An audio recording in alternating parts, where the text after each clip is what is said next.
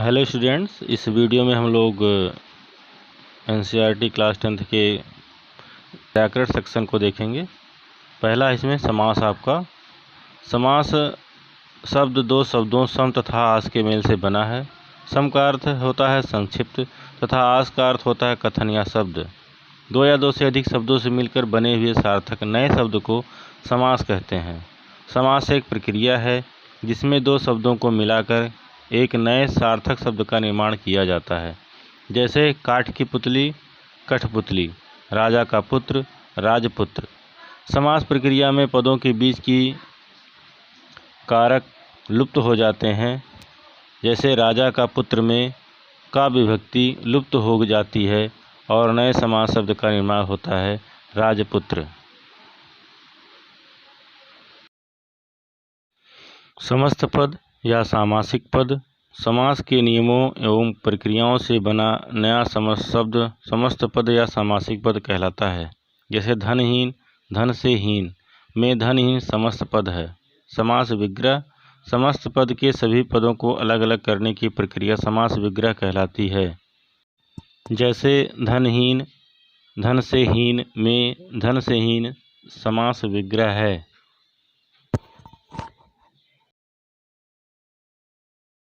समास के भेद। समास के मुख्यतः 6 भेद हैं।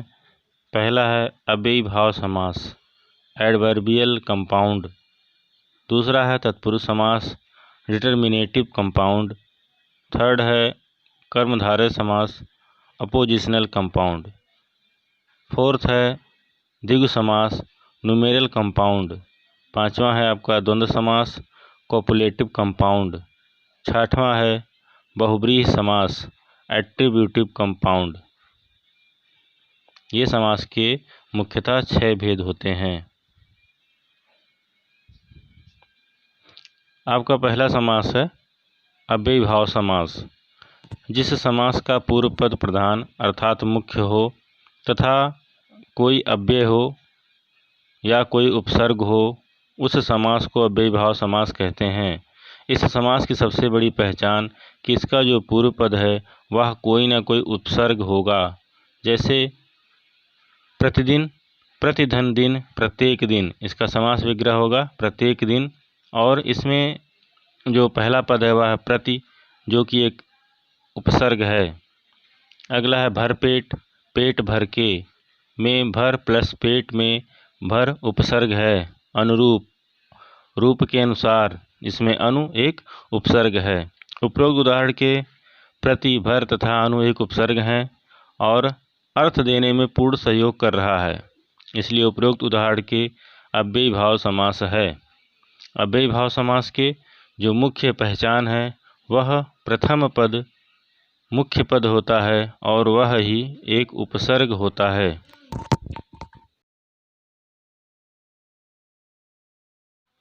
अव्ययी भाव समास के मुख्य उदाहरण।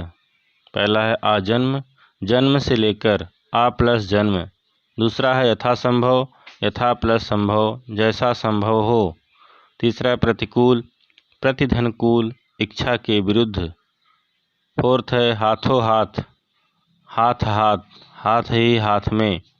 पांचवा है बेखटके, बे प्लस खटके, बिना खटक के।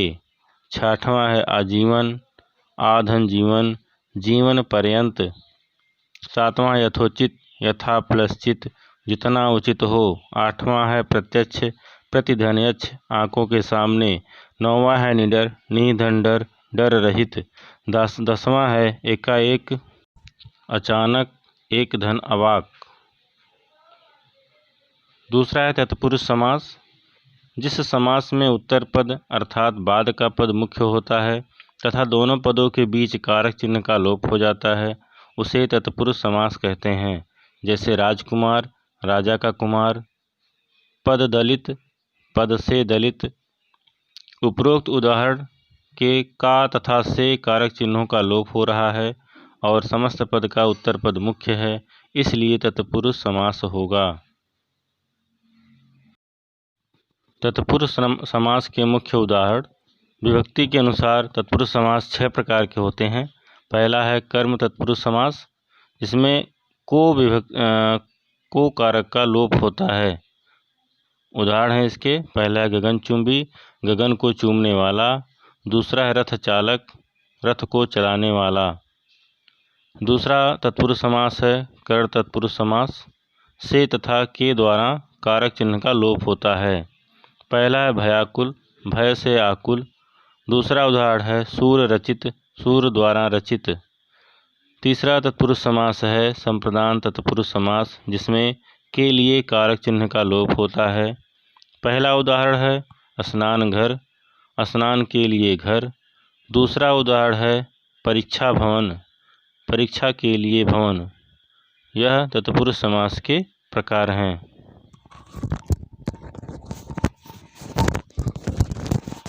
अगला तत्पुरुष समास के प्रकार है अपादान तत्पुरुष समास, जिसमें से अलग होने के भाव में कारक चिन्ह का लोप होता है। जिसका मुख्य उदाहरण है, पहला है पाप मुक्त, पाप से मुक्त। दूसरा उदाहरण है गुणहीन, गुण से हीन। पांचवा तत्पुरुष समास है संबंध तत्पुरुष समास, जिसमें का के की का लोप होता है और वह संबंध बताता है। जिसका उदाहरण है शिवालय, शिव का आलय। दूसरा उदाहरण है गृहस्वामी, गृह का स्वामी। छठवां तत्पुरुष समास है अधिकरण तत्पुरुष समास, में पर कारक चिन्ह का लोप होता है। जिसका पहला उदाहरण है धर्मवीर, धर्म में वीर। दूसरा उदाहरण है आप बीती, आप पर बीती। तीसरा समास है आपका कर्मधारय समास, जिस समास के समस्त पद का उत्तर पद प्रधान हो अर्थात मुख्य हो तथा पूर्व पद उत्तर पद की विशेषता बतलाता हो अर्थात विशेषण विशेष्य का संबंध हो, कर्मधारय समास कहलाता है। इसमें पहला पद विशेषण तथा दूसरा पद विशेष्य होता है। विशेष्य का मतलब जिसकी विशेषता बताई जा रही हो। विशेषण वह शब्द होता है जो विशेष्य की विशेषता बतलाता है। जैसे कृष्ण सांप, काला है जो सांप। इसमें जो सर्प है वह विशेष्य है और जो कृष्ण है वह विशेषण है। घन श्याम, घन के समान श्याम। इस उदाहरण में श्याम विशेष्य है और जो घन है वो विशेषण है।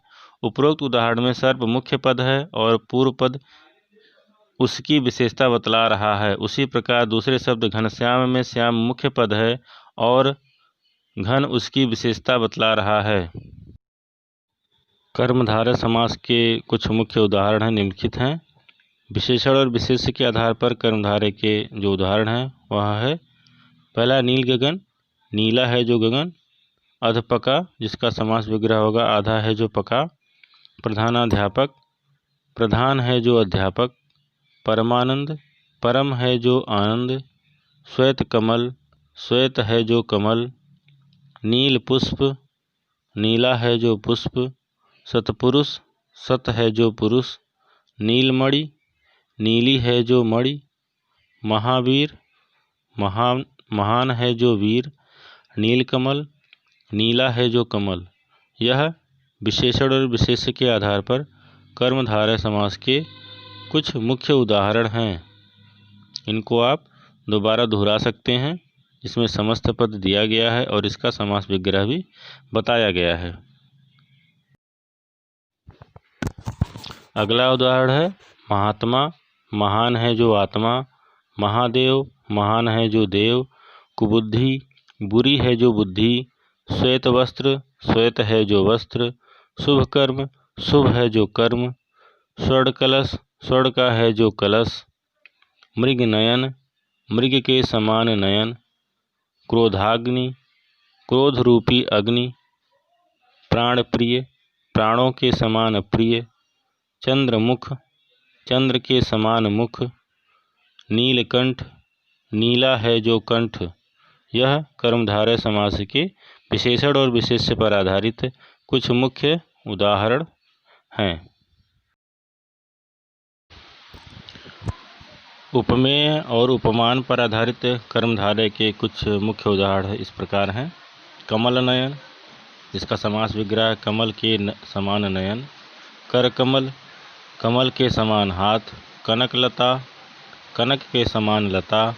मृगलोचन, मृग के समान लोचन। चरण कमल, कमल के समान चरण। मुखचंद्र, मुख रूपी चंद्र।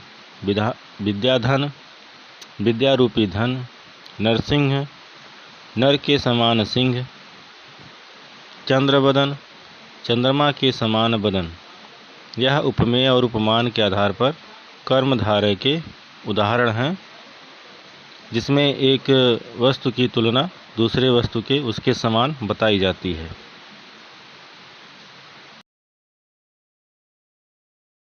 अगला समास है द्विगु समास।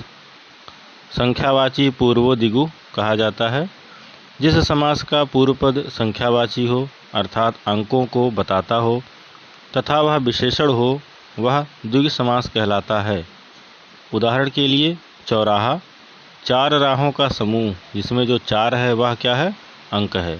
नवरत्न, नौ रत्नों का समाहार या इसमें जो नौ है वह क्या है? अंक है। उपरोक्त उदाहरण में चौराहा शब्द में चार जो कि संख्यावाची है, उसी प्रकार नवरत्न में नौ संख्यावाची शब्द है, इसलिए इस पद में द्विगु समास होगा। द्विगु समास के कुछ मुख्य उदाहरण इस प्रकार हैं।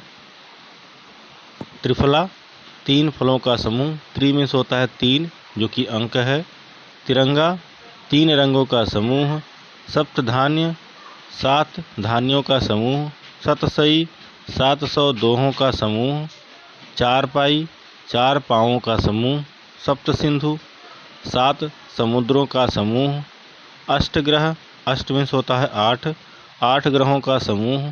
त्रिभुज, तीन भुजाओं का समूह। त्रिवेणी, तीन नदियों का समाहार। चतुर्भुज, 4 भुजाओं का समूह। इसी प्रकार से दोपहर, 2 पहरों का समाहार। पंचतंत्र, पंच मीन्स होता है 5, 5 तंत्रों का समाहार। अष्टाध्यायी, 8 अध्यायों का समाहार। पंचपल्लव, 5 फलों का समूह। त्रिकोण, 3 कोणों का समूह। पंचपात्र, 5 पात्रों का समूह। 2 राहा, 2 राहों का समाहार।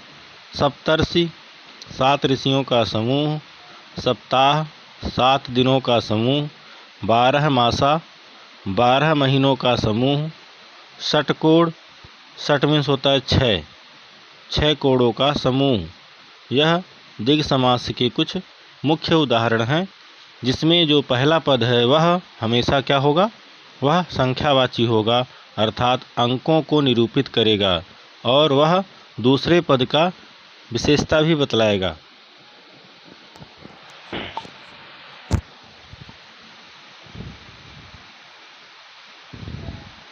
अगला समास है द्वंद्व समास।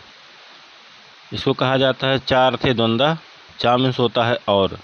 द्वंद्व समास में और शब्द का लोप होता है।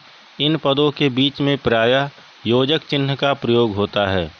जिस समस्त पद में दोनों पद पूर्व पद तथा उत्तर पद दोनों ही मुख्य होते हैं तथा दोनों पद एक दूसरे के प्रायः विलोम शब्द होते हैं, वहाँ द्वंद्व समास होता है। जैसे माता पिता, माता और पिता। चराचर, चर और अचर। उपरोक्त उदाहरण में समस्त पद में योजक चिन्ह का प्रयोग किया गया है तथा दूसरे ही पद एक दूसरे के विलोम शब्द हैं, इसलिए यहाँ पर द्वंद्व समास होगा। समास विग्रह करते समय योजक चिन्ह के स्थान पर और शब्द का प्रयोग किया जाता है। द्वंद्व समास के कुछ मुख्य उदाहरण इस पर हैं। पहला है गुण दोष। गुण और दोष के बीच में योजक चिन्ह का प्रयोग किया गया है। समास विग्रह करते समय उसके स्थान पर और शब्द का प्रयोग करेंगे, गुण और दोष। खरा खोटा, खरा और खोटा। पाप पुण्य, पाप और पुण्य। जीवन मरण, जीवन और मरण। दाल रोटी, दाल और रोटी।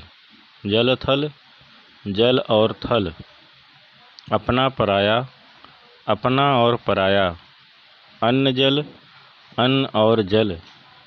राधा कृष्ण, राधा और कृष्ण। हानि लाभ, हानि और लाभ। नदी नाले, नदी और नाले। उत्थान पतन, उत्थान और पतन। अगर आप ध्यान से शब्दों को देखेंगे तो ये सारे शब्द एक दूसरे के विलोम शब्द हैं। जैसे पाप पुण्य, पाप का विलोम शब्द होता है पुण्य। जीवन मरण, जीवन का विलोम शब्द होता है मरण। तो इस तरह से जहाँ भी कहीं विलोम शब्द दिखाई दे आपस में, वहाँ पर द्वंद्व समास होगा और उसका समास विग्रह करते समय उन दोनों शब्दों के बीच में और शब्द का प्रयोग करेंगे।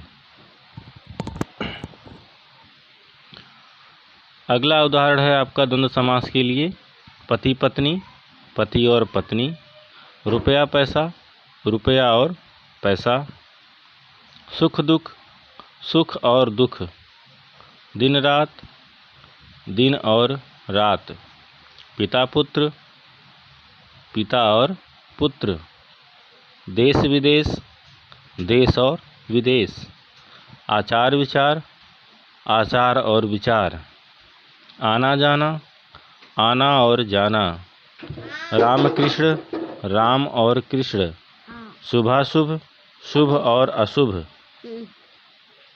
द्वंद्व का अर्थ होता है झगड़ना, लड़ना। द्वंद्व समास के सभी शब्द एक दूसरे के विपरीत होते हैं। जैसे कि पति पत्नी का उदाहरण आपको पता ही है, पति और पत्नी में हमेशा द्वंद्व होता रहता है। तो इस तरह के जो शब्द हैं वे द्वंद्व समास के अंतर्गत आते हैं। अगला छठवां समास है बहुब्रीहि समास। जिस समस्त पद में कोई पद प्रधान नहीं होता बल्कि दोनों पद के अलावा तीसरा पद प्रधान होता है, दोनों पद मिलकर किसी तीसरे पद की ओर संकेत करते हैं, तो उसमें बहुब्रीहि समास होता है। बहुब्रीहि समास पद प्रायः पर्यायवाची शब्द होते हैं। जैसे नीलकंठ, नीला है कंठ जिसका, अर्थात शिव। इस प्रकार से नीलकंठ शिव जी का पर्यायवाची हुआ। पीताम्बर, पीला है अंबर जिसका, अर्थात विष्णु। इस प्रकार पीताम्बर विष्णु का पर्यायवाची है। उपरोक्त उदाहरण में नीलकंठ का समास विग्रह नीलाकंठ है, लेकिन यह तीसरे पद शिव जी की तरफ संकेत करता है, अर्थात शिव जी का दूसरा नाम नीलकंठ भी है। बहुब्रीहि समास के उदाहरण, पहला शब्द है दशानन जिसका समास विग्रह है 10 आनन है जिसके, अर्थात रावण, जिसमें तीसरा पद प्रधान है। त्रिलोचन, 3 लोचन है जिसके, अर्थात शिव। चतुर्भुज, 4 भुजाएं हैं जिसकी, अर्थात विष्णु। चक्रपाणि, चक्र है हाथ में जिसके, अर्थात विष्णु। चतुर्मुख, 4 मुख हैं जिसके, अर्थात ब्रह्मा। षडानन, 6 आनन हैं जिसके, अर्थात कार्तिकेय। एक दंत, 1 दांत हैं जिसके, अर्थात गणेश।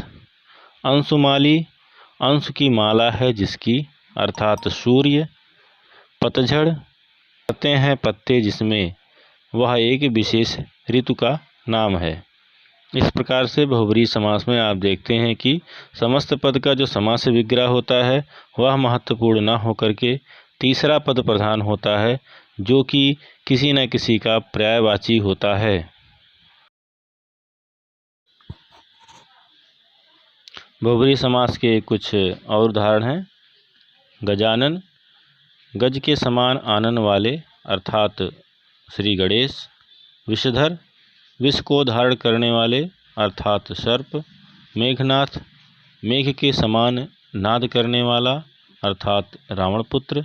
बारहसिंहा, 12 सींग हैं जिसके, अर्थात एक प्रकार का हिरण। दिगंबर, दिशाएं ही जिसके वस्त्र हैं, अर्थात शिव। निशाचर, निशा में विचरण करने वाले, अर्थात राक्षस। मुरलीधर, मुरली को धारण करने वाला, अर्थात श्री कृष्ण। वीणापाणि, वीणा है हाथ में जिसके, अर्थात सरस्वती। कुसुमायुध, कुसुम है आयुध जिसका, अर्थात कामदेव। चंद्रशेखर, चंद्र हैं जिसके शिखर पर, अर्थात भगवान शिव। अगला उदाहरण है चतुरानन, 4 मुख हैं जिसके, अर्थात ब्रह्मा। चक्रधर, चक्र को धारण करने वाले, अर्थात श्री विष्णु। चंद्रधर, चंद्रमा को धारण करने वाले, अर्थात शिव शंकर। पवनपुत्र, पवन के पुत्र हैं जो, अर्थात हनुमान।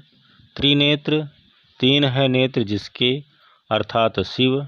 गंगाधर, गंगा को धारण करने वाले, अर्थात शिव शंकर।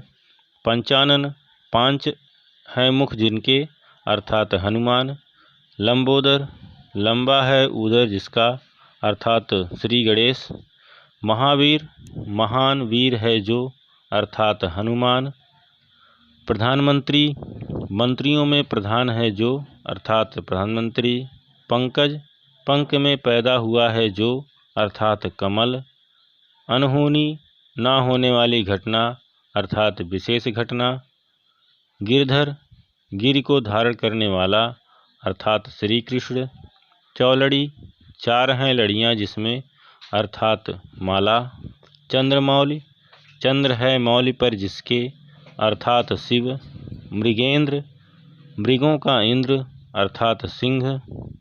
मृत्युंजय, मृत्यु को जीतने वाला, अर्थात शिव शंकर।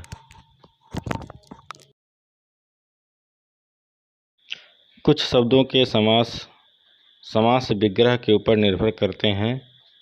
उनमें आसानी से पता नहीं चलता है कि किस प्रकार के समास हैं, तो उनके अंतर को समझना बहुत ही आवश्यक होता है। जैसे कि उदाहरण में दिया गया है नीलकंठ। नीला है जो कंठ, इसमें कर्मधारय समास है, क्योंकि समास विग्रह इस प्रकार किया गया है कि नीला शब्द विशेषण की तरह विशेष्य कंठ की विशेषता बता रहा है। इस तरह से यहाँ पर कर्मधारय समास होगा।